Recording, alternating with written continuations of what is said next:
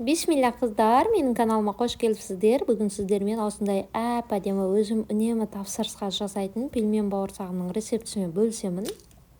Осындай қытырлақ, дәмі деген керемет болып шығады. Бір жасаған адам, жеген адам қайта-қайта жей бергісі келетіндей пельмен бауырсақ сіздерге де жасап жеп көруге кеңес беремін. Алдымен ыдысымызға сары майды үстінен қайнап тұрған ыстық суымызды құямыз. Майды ертіп жіберу қажет. Дәл осылай араластырып, майымызды ертіп аламыз. Май ергеннен соң үстінен жұмыртқа және дәміне қарай тұзымызды саламыз.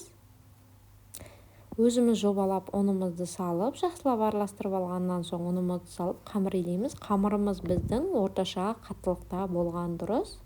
Міне осындай қамыр болуы қажет. Бетін жауып, демалуға қоямыз.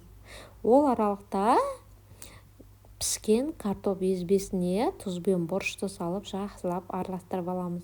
Қыздар, мен пельмен бауырсақтың толық рецептісін описаниеге жазып қалдыратын боламын. Сол жерден көре аласыздар.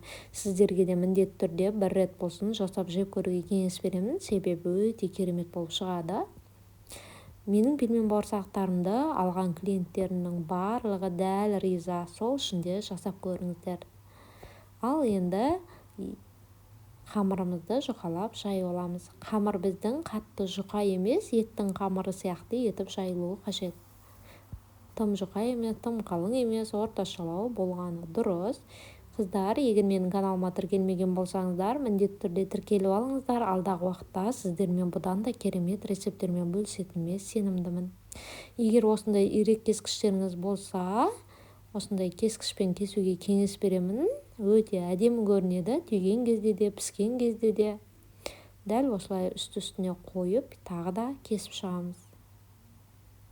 Пельмен бауырсақтарыңызды тым майда етіп кесіп қоймаңыздар, себебі майда пельмен бауырсақтар қатты әдемі көрінбейді.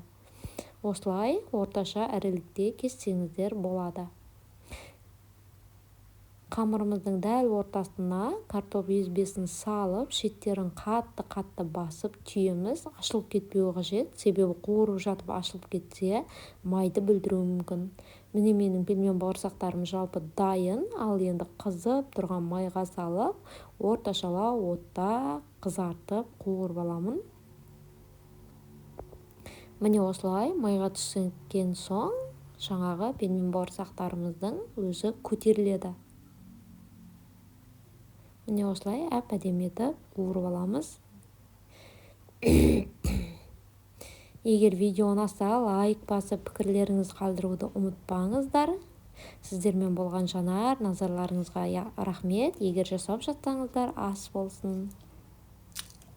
Міне осындай қытырлақ әрі күшті болып шығады.